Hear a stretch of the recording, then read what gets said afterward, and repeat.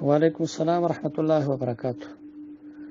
یو ورو سوال کړی دی ایڈوانس په باره کې چې ته یو دکان نیسي په کرایه باندې مالک ایڈوانس غواړي، نو که چېرته ایڈوانس به طور امانت واخلي او د هغې د وجې نه په کرایه کې کمی رانشي، مثلا که ایڈوانس وانخلي نو هم 100,000 کرایه او د ایڈوانس سره هم 100,000 کرایه، نو بیا خو ایڈوانس په طور امانت اخیستل دا جایز دی. البته که د ایڈوانس د وجې نه په کرایه کې کمی راولي نو بیا سود دی. مثلا بغیر د ایڈوانس نه کرایه 100,000 ده او چې ایڈوانس درنه واخلي 15 لکه 10 لکه روپۍ، نو بیا کرایه مثلا 15,000 روپۍ درنه اخلي، نو دا سود کې راځي. بیا کوم السلام ورحمت الله وبرکاتہ. یو ورو سوال کړی دی ولاړې باندې اوبه څښل څنګه دی؟ دا د سنتو نه خلاف دی. یو د زمزم اوبه دي هغه په ولاړه باندې څښل بهتر دی. چې کله عمره ادا کړي او بیا صفا مروه ته ځي نو اوبه څښل سنت دي او په ولاړې باندې.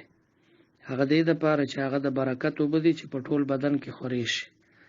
او دویم چې دا اودس سړی په لوټه باندې وکړي او کمې اوبه پاتې شي هغه بیا سړی یو ګوټ څکي، نو هغه هم په ولاړو باندې ثابت دي.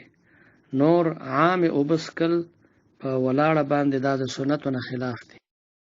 وعلیکم السلام ورحمت الله وبرکاتہ.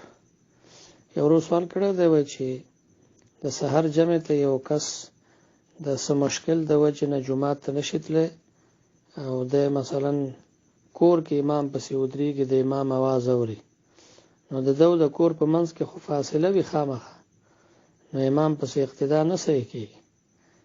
بس چې مشکل وي نشي تللی نو کوشش دی کوي چې کور کې د جمع برابري، او که دی یوازې بس بیا د یوازې کوي. یو بل سوال کړی دی وایي بعضې خلک وایي چې ډول وهل دا ګناه نه ده، د صحابو په وخت کې مو دا دروغ دی چې چا ویلي دی. یو دغه دی د تمبل چې ورته وایي هغه د نبی علیه السلام زمانه کې وړو جنکو وهلی دی، نبی علیه السلام منع کړي نه دي. نو که چېرته داسې خوشحالي وي او وړې جنکۍ نابالغه جنکۍ هغې تمبل وهي نو د دې اجازت شته. یو بل سوال کړی دی چې یو کس ځمکه وقف کړي مدرسې ته یا جومات ته او بیا دی په هغې باندې قتل شي، د دې څه مطلب؟ که ځمکه یې وقف کړي د جومات دپاره یا د مدرسې دپاره، نو وقف ځمکه هغه بیا د چا په ملک کې نه راځي، هغه به وقف وي.